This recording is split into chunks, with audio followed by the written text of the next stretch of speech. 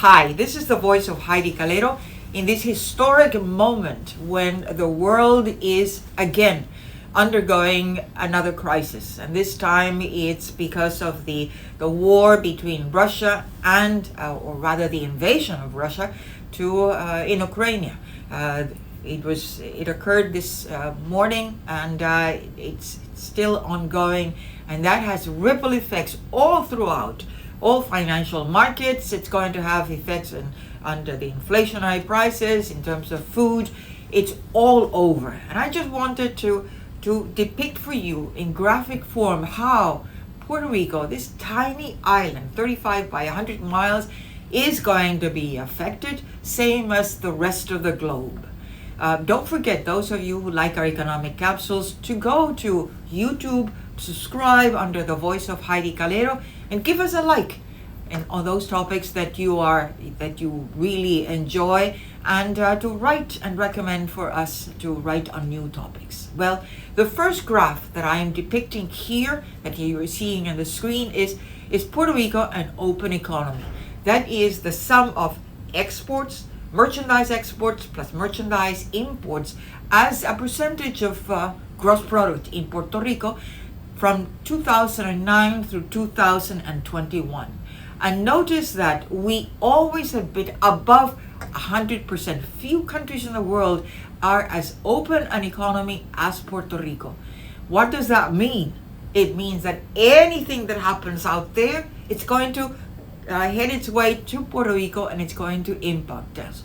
Be it because of through the exports that we do, lots of pharmaceutical exports that could be impacted because of interruption in the world chains of distribution, because of transportation costs, because of an insurrection that could really continue on and spill over other countries. We do not know how this end game will finish. So, and in terms of imports, most of what Puerto Rico consumes is imported, with the exception of maybe healthcare services, which are locally, and other minor services. But most of what we consume, be it cars, appliances, food, clothing, is imported. So you can realize that whatever is happening out there, it will impact the food chain as well. Food prices, which have been rising, will continue to rise. Let's notice then all this impact in the world economies. Look at this table. World economies at odds.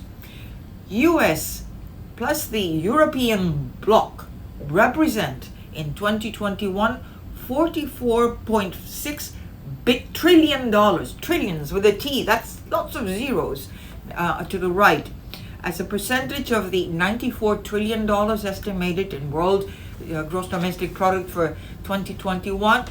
They account for 47.5% of that global GDP.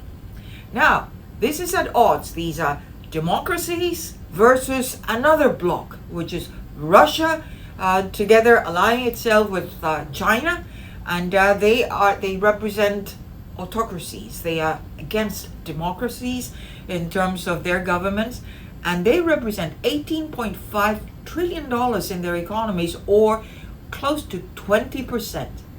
So you have close to 50% on one pole versus another 20%, which is Russia and China.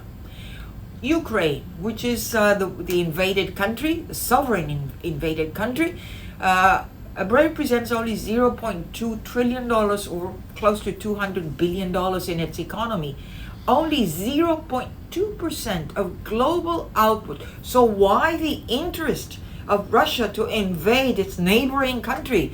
Because President Putin wants to realize that they want to make Russia great again, as it was with the empire, the Russian Empire, as well as with the Soviet Union, which broke into many republics, not because of any outside event, but really imploded from Russia itself.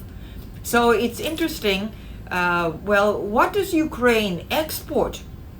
It's the number one exporter in terms of sunflower oil, which is used in shampoos, it's used in for cooking, it's used in medicines.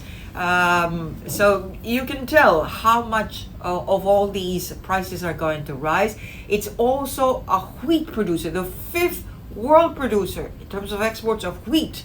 It also produces and exports corn. All these commodities are through the roof in all these markets, future markets. So the next graph that I'm depicting for you has three different commodities. Oil prices. What has been happening? Well, the Brent barrel, dollar per barrel, is about, until yesterday, it was $101.70 per barrel. Today, it's almost $105 and keeps rising because of this event. Puerto Rico depends on oil for its electricity as well as gasoline at the pump prices, which has been rising. DACO, the Department of Consumer Affairs, has just issued an order to freeze prices at the pump. So that's going to squeeze in terms of gas stations. And you who are listening to me, be very careful. Use your gasoline very wisely, because it's going to be hard even for some of these supplies, unless the U.S. can convince Saudi Arabia, which is a huge producer and it has capacity for oil production. If Saudi Arabia can extract some negotiation with the U.S. To be convinced to increase production outside of the OPEC cartel. So a lot at stake here. The next graph depicts wheat prices. What I was just telling you, the fifth producer is Ukraine. And guess what? One of its trading partners is Russia. Russia, China, Germany, Poland.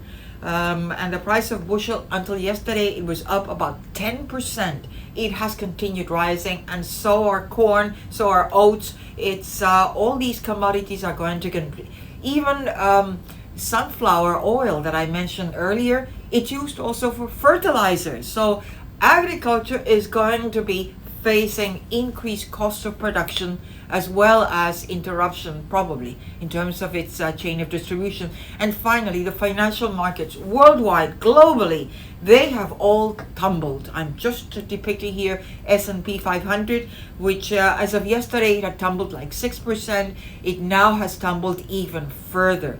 The stock market in Russia, it has already wiped out about $150 billion in market value. So wealth totally destroyed.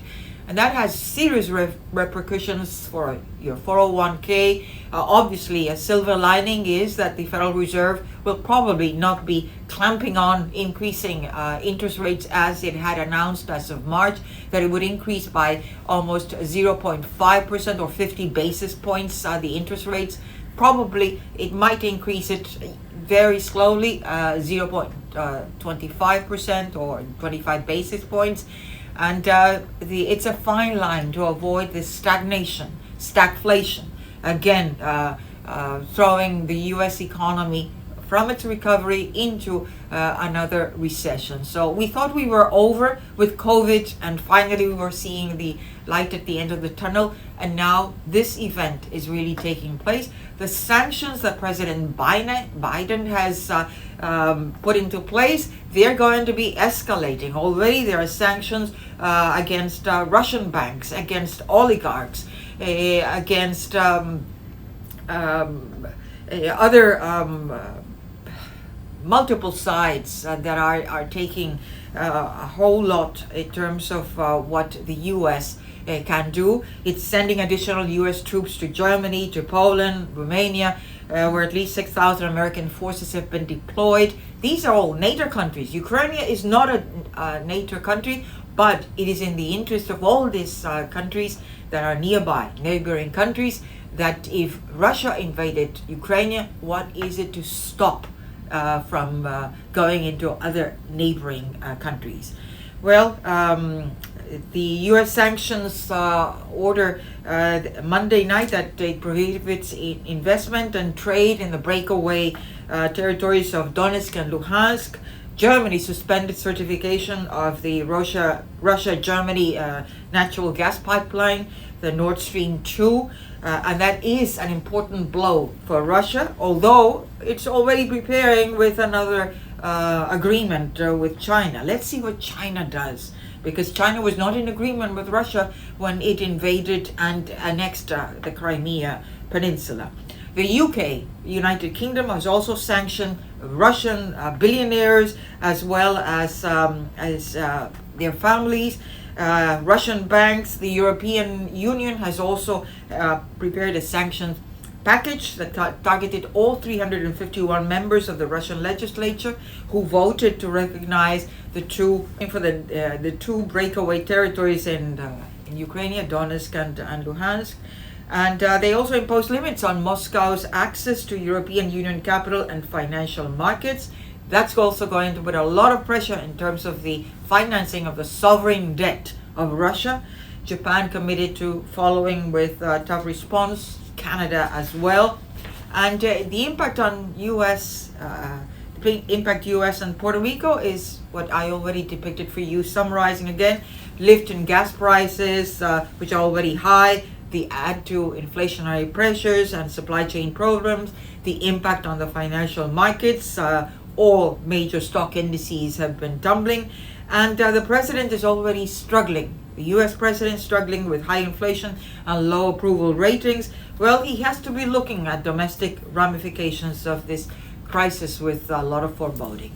Until the next capsule, don't forget that the economy is all of us. Give us a like in the voice of Heidie Calero. Bye.